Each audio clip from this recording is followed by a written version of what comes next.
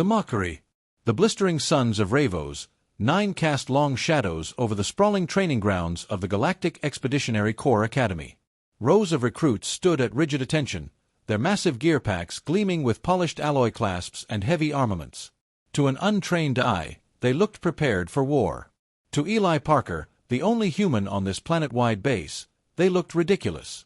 Towering above them all was Vorkal, the Academy's most feared and respected survival trainer. His scaled frame was covered in jagged scars, his 4 arms folded like an impatient parent staring down unruly children. Each tusk bore etched runes of honor, earned from a lifetime on battlefronts far deadlier than this backwater training world. He stalked the line, inspecting gear, occasionally grunting his approval or clicking his teeth in disdain. When he reached Eli, his steps slowed. A hush fell over the other cadets as their yellow eyes shifted toward the lone human. Vorkal pointed one claw at the tiny, worn-out backpack strapped to Eli's shoulders. It was a plain Earth military surplus model, the kind you'd find on a weekend hiking trip, not a Death World survival mission. Recruits!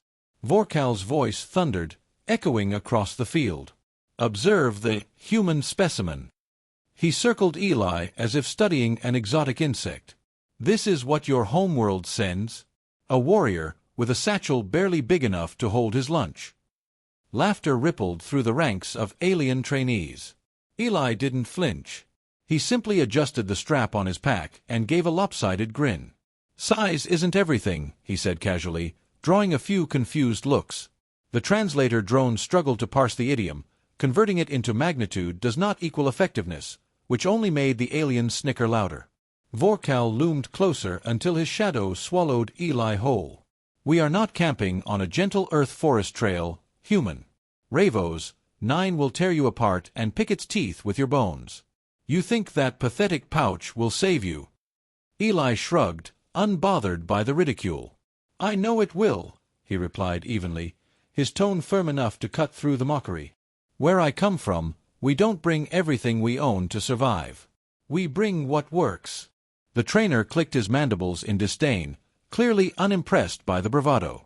You will not last a single rotation out there, he growled. When the predators smell your fear, when the acid rains melt your fragile skin, do not expect me to drag your corpse home. Eli locked eyes with him. You won't have to. A murmur rippled through the alien recruits. They weren't used to prey species talking back to Vorkal. Some chuckled, assuming the human was delusional. Others sneered, ready to watch him fail. The towering alien commander straightened, tail lashing with impatience. Fine, Vorkal balked. We begin the Ravos 9 wilderness exercise at dawn. 3 days in the acid jungles, no support, no mercy. Carry what you think you need. His gaze bore into Eli like twin plasma torches. Let us see if your tiny earth toy bag keeps you alive. Eli didn't break eye contact, didn't rise to the bait. Instead, he just gave a small, infuriating smile that made Vorkal's blood heat with irritation. As the recruits were dismissed, several of the larger alien trainees approached, snickering and elbowing each other. Hey, human, one of them jeered, lifting a pack nearly twice Eli's size. Want me to carry yours for you? Wouldn't want you to lose your toothbrush out there. Eli brushed past them, unfazed. You'll wish your packs were this light after the first mile, he said over his shoulder. The aliens howled with laughter. Later, in the barracks, Eli sat on his bunk, methodically checking the contents of his backpack. Compact, efficient, every item perfectly organized, a far cry from the aliens' oversized, clunky kits. He ran a thumb over a small, unassuming device tucked inside, smiling faintly to himself. Mock me now, he muttered under his breath. Tomorrow, you'll see why humans pack smart. Outside, Vorkal's deep, grating laughter echoed down the hall as he recounted his favorite joke of the day, the tiny human bag that thought it could conquer Ravos 9. Neither the trainer nor his recruits could imagine how wrong they were. Into the wild. The suns were barely cresting the jagged horizon when the survival shuttle descended into the heart of Ravos 9's jungle expanse, its metal skin hissing against the damp, chemical-laden air. Acid mist curled around the landing struts like hungry serpents, and the calls of unseen predators echoed in the distance, a constant reminder that this world tolerated no weakness. The hatch clanged open, and recruits trudged out in single file, weighed down by their monstrous packs. Vorkal followed last, his scaled bulk casting a long shadow, a predatory grin tugging at his lipless mouth. 3 rotations, he barked, his voice cutting through the jungle din. Survive, navigate to the extraction point, or die and fertilize the soil. No beacons, no drops, no excuses. Eli stepped lightly onto the spongy, acid-resistant landing pad, his tiny backpack barely shifting on his shoulders. The other trainees glanced at him with derision as they adjusted their hulking gear, metal clanking and straps creaking under the strain. Vorkal's eyes glittered with scorn. "Human," he growled, "try not to trip on the way out of the clearing." Eli just smiled faintly. "I'll manage." The first march. They moved out, a slow, clumsy caravan hacking through foliage that hissed where it brushed their armor. The alien recruits trudged heavily, already sweating, claws and boots sinking into the acidic muck. Every few minutes, someone had to stop and readjust their overloaded packs. Eli, on the other hand, glided between trees, stepping lightly, scanning the environment like a practiced hunter. He wasn't moving fast, just efficiently, his every step avoiding unstable ground or thorned vines that snagged the others. One of the reptilian trainees sneered as Eli passed effortlessly. "You think you're clever, human? Wait until you're starving." Eli only shrugged. "We'll see." Hours later, the weight of alien gear took its toll. Some recruits were already showing signs of exhaustion. One dropped his water container in frustration, its contents spilling uselessly into the acidic soil. Eli, meanwhile, found a large pitcher-like plant, tapped it with his knife, and collected clean water inside a collapsible pouch. No bulky filtration kit, no wasted effort. Just knowledge, skill, and a few ounces of lightweight tools. Vorkal observed silently from the rear, his amusement dimming slightly. The jungle bites back. By midday, the jungle grew more hostile. Swarms of stinging, acid-resistant insects harassed the group, drawn to the sweat and noise of struggling trainees. Many recruits fumbled with bulky repellent sprays that barely worked. Eli reached into his pack, pulled out a small tube of concentrated earth-made insect barrier, and rubbed it lightly over exposed skin. The swarm veered away from him almost instantly. "Is that magic?" one alien muttered, swatting uselessly at the biting cloud. "Nope," Eli replied dryly, "just chemistry."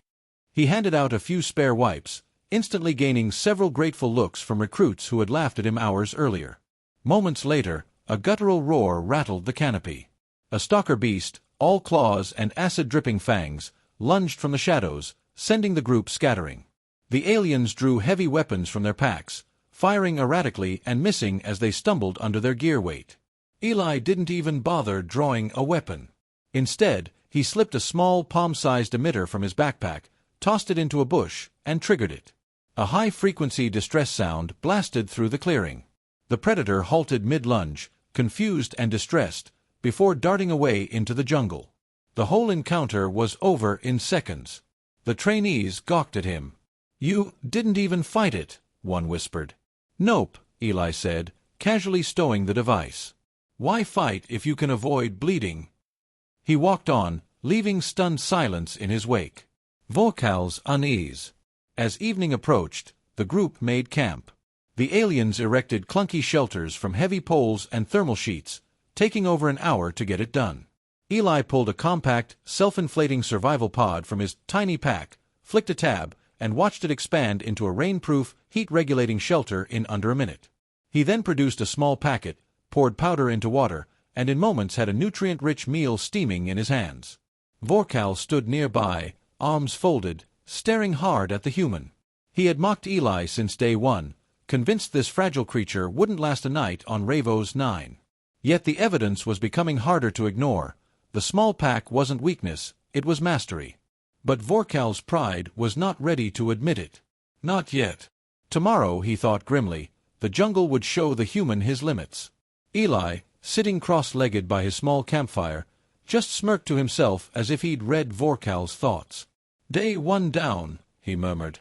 2 more to make believers out of them." The turning point. Night fell on Ravos, 9 like a predator closing its jaws, swift and merciless.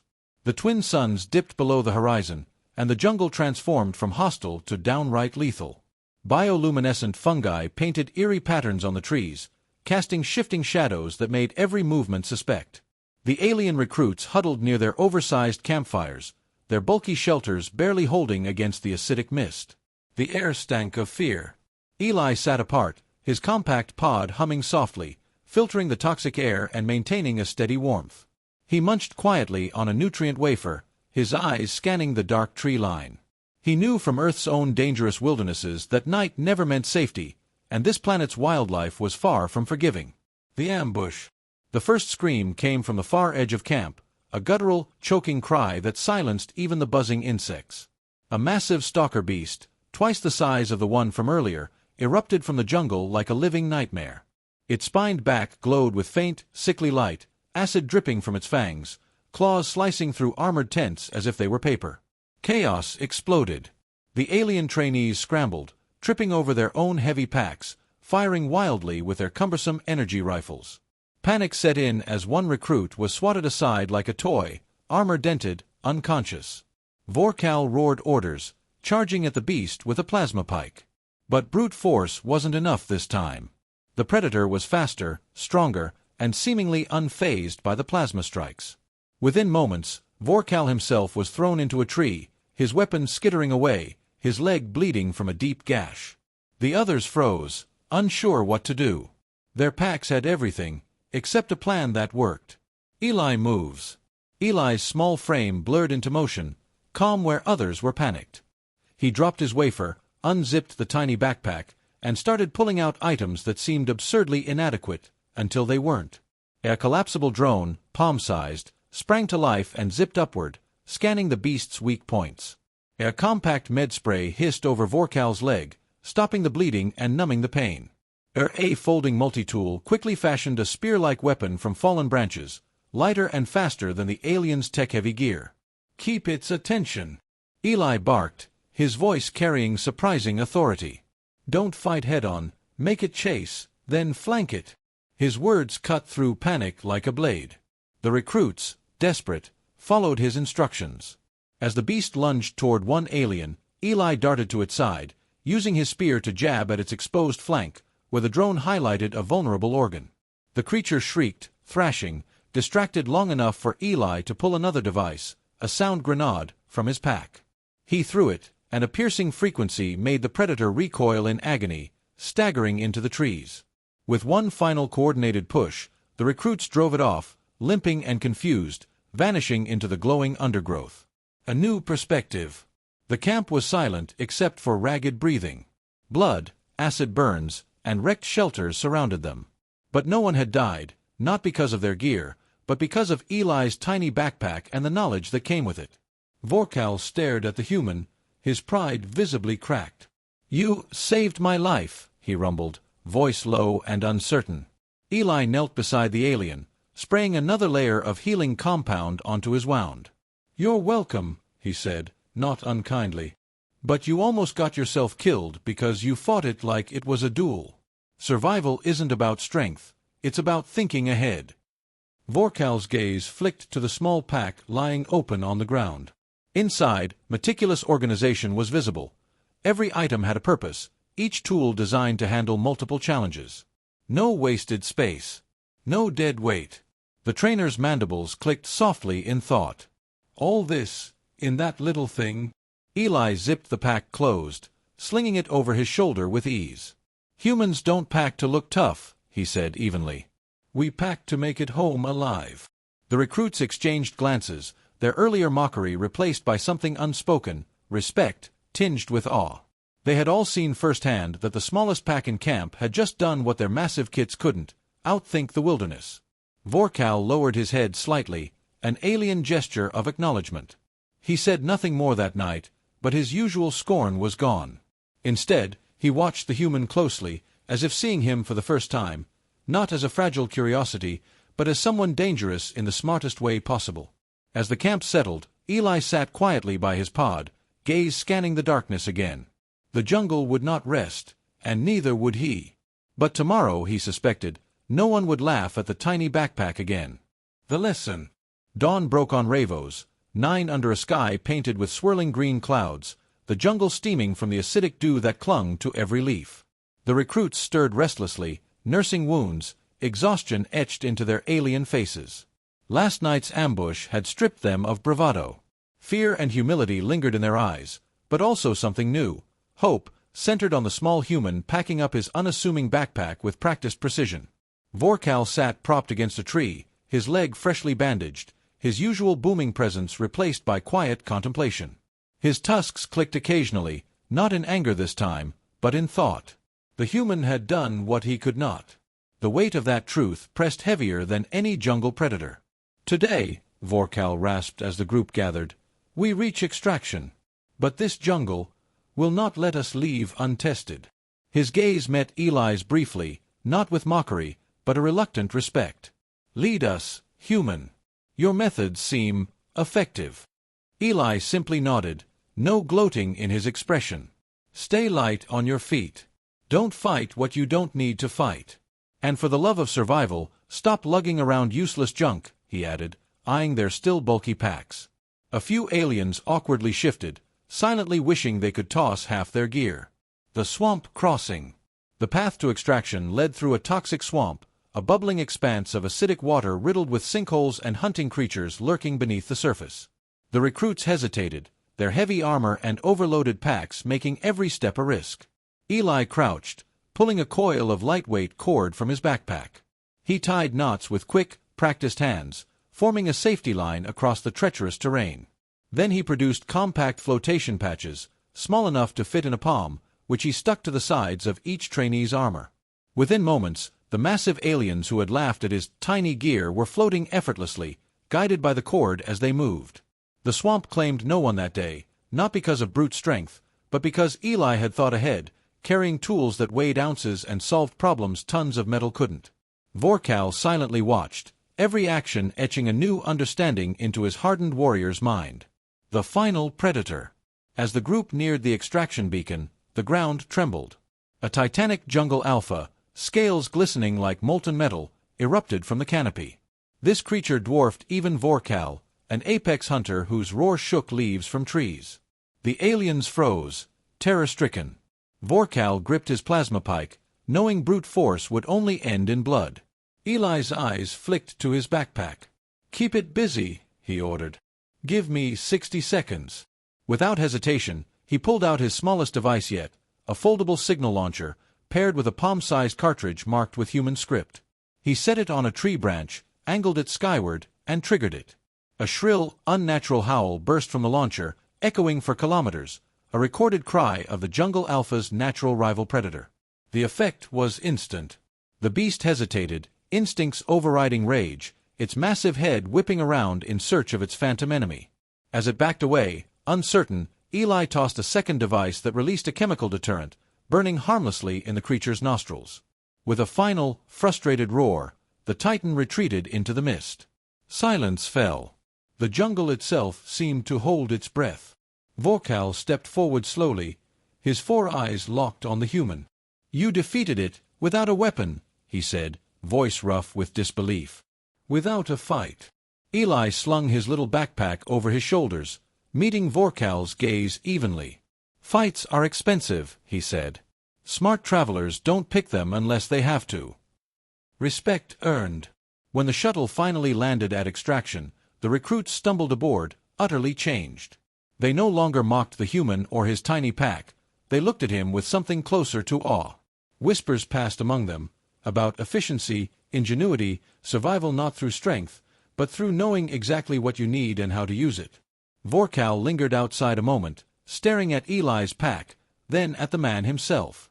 Finally, the grizzled trainer lowered his head in a formal warrior's salute. "Human," he said solemnly, "I mocked you without understanding. Today you taught even me. You carry no heavy weapons, no massive gear, but inside that small pack is the deadliest tool of all, a thinking mind." Eli gave a small, knowing smile. "Glad you finally peered inside." As the shuttle rose over the endless jungle, Vorkal glanced once more at the tiny backpack resting by Eli's side. No one on Ravos 9 would ever laugh at it again.